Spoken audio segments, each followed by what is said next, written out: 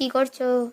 পিঠে বানাবো। পিঠে এই দেখো, এই যে পিঠে বানানোর জন্য সব গুছিয়ে নিয়েছি।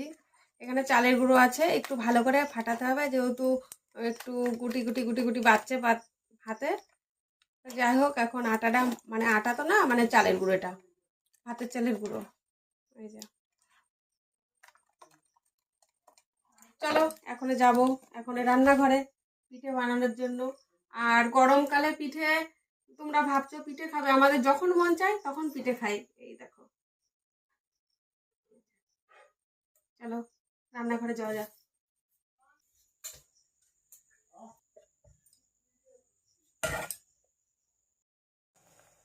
চলো,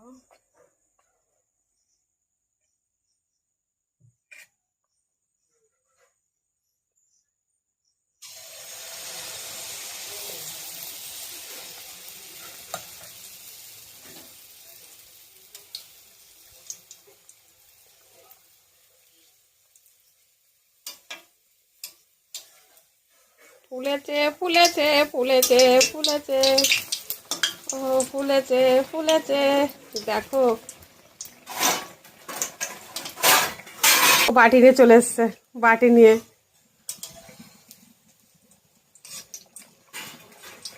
হ্যাঁ, নাও চলো।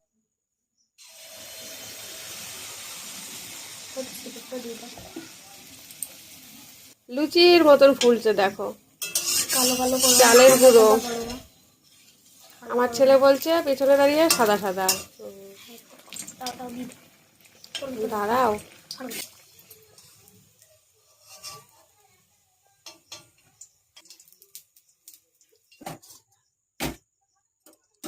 ঝটপট উঠে গেছে।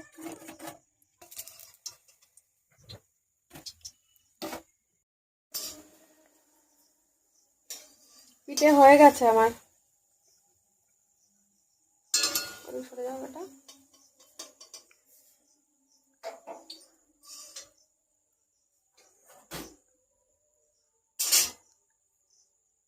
পিঠে রেডি হয়ে গেছে।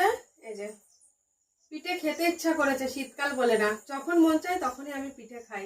এই দেখো, এই যে পিঠে, পিঠে আমার রেডি হয়ে গেছে। তাহলে চলো বন্ধুরা, সবাইকে টাটা।